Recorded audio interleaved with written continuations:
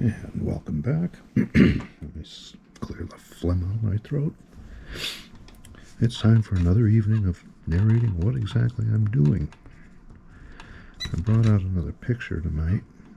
I think I might have mentioned it earlier. It's a frog that just happened to, well, it jumped into my head while I was working on Shore Sea Square over there. And so last night I started drawing it, and I was recording it, like I'm recording now. Only I used the time-lapse version, because I really wasn't up for talking a whole lot tonight. Not that I am tonight, but I figure I like doing these. My wife likes them. They are kind of fun, because I feel in a way I'm showing people how to do exactly what I do. But what I'm doing right now is lightening. It's the same principle as blackening. And usually I use white because I want some of the contrast to go away. I don't want it as much contrast. I don't want as sharp lines. Now, if I were when I blacken things, that's when I want a really precise line and a lot of contrast. You know, a real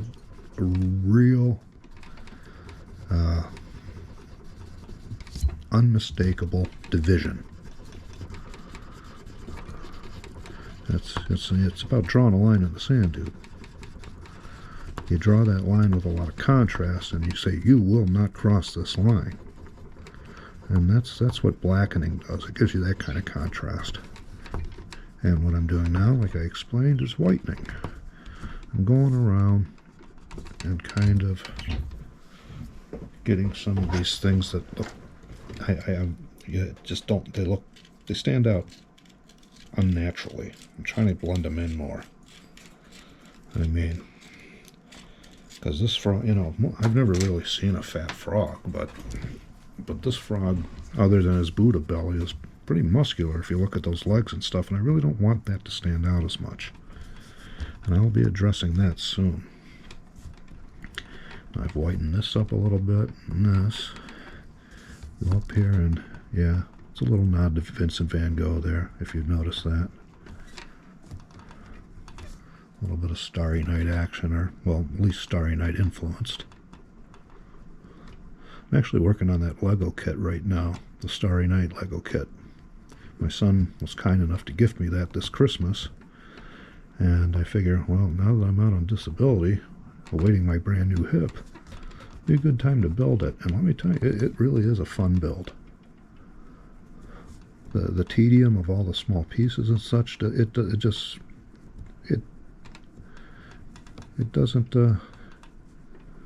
seem to bother me. And I'm sure a lot of it has to do with the fact that I'm a very huge admirer of Van Gogh's work.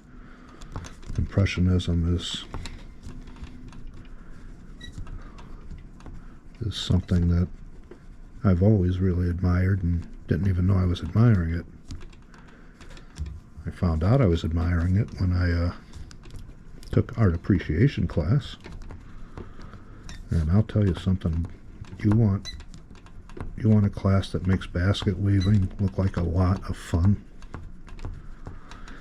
Yeah. I mean, I have a pretty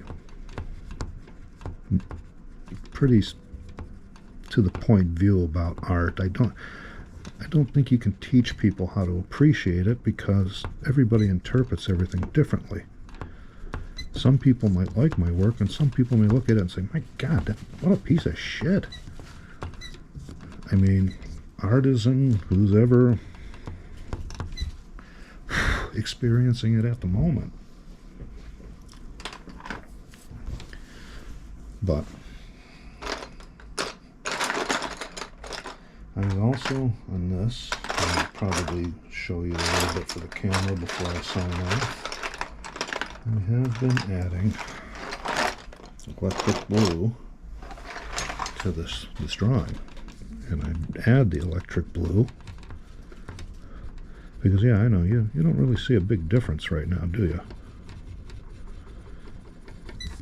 Well, that's because this will jump out in ultraviolet light.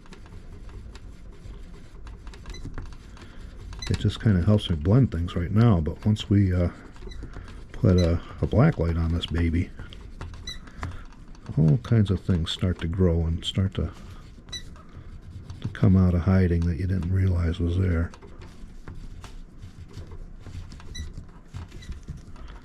So anyway, that's how I do that whole black light thing.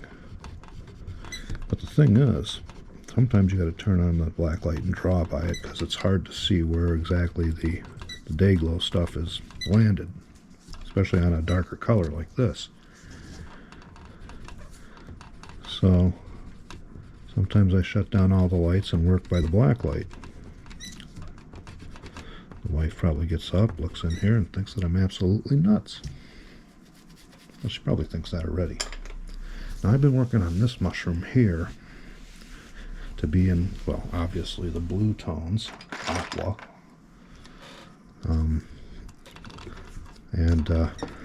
I always try to draw in the pattern of the texture.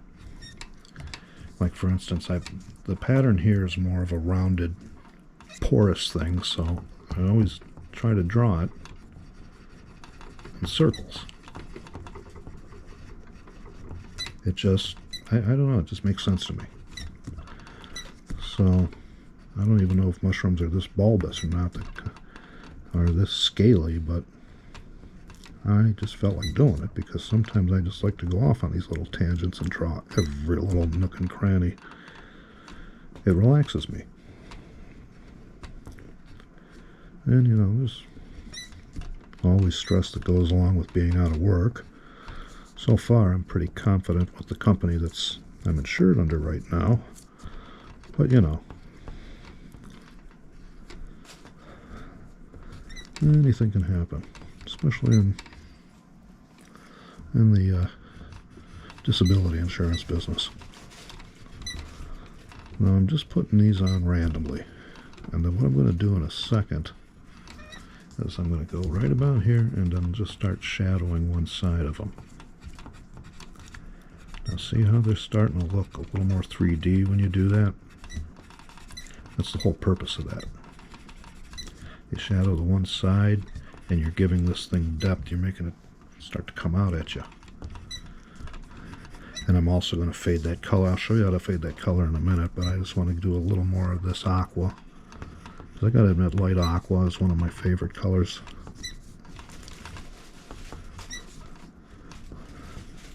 To work with even, too. I like to put it in, it's a very versatile color.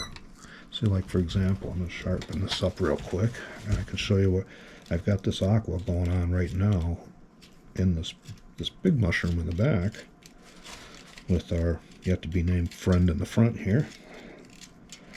And not only am I going to get the aqua scheme going here, you can jump up here for say and see some of that white there. I don't know if you can, I don't know if they're still in lens, but see what I'm doing there?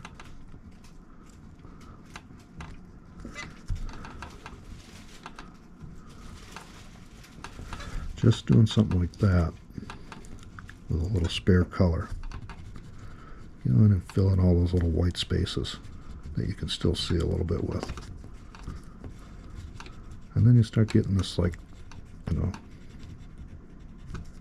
galaxy nebula looking thing. And there's nothing wrong with that. You even maybe choose to eliminate a few stars to get that effect. But you can put it almost anywhere. It's a very versatile color.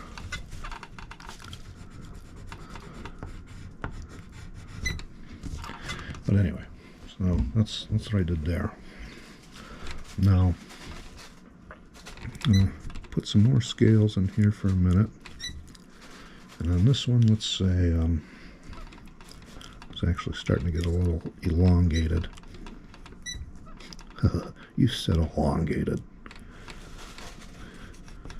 He's getting more mushroom shaped. You know, he's, well, I don't know.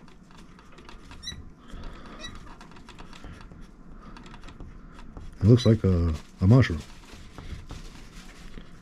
Or toadstool, or whatever they're called. But see, I'm just assuming, well, from looking here, that the light source is somewhere around here. And, you know, where aqua is such a lighter color, I can always remanipulate it if I decide to change the light. Because a lot of the light sources are going to be these blue dots. And you'll see later at the end of the video when I go and turn on the black lights for it. You're going to go, ooh, ah. You know. Or you might just go, oh, big deal. Get your ass out of the 70s, dude, and do something with yourself. Blacklight posters? Really, dude? I remember my brother and I, we of course shared a room.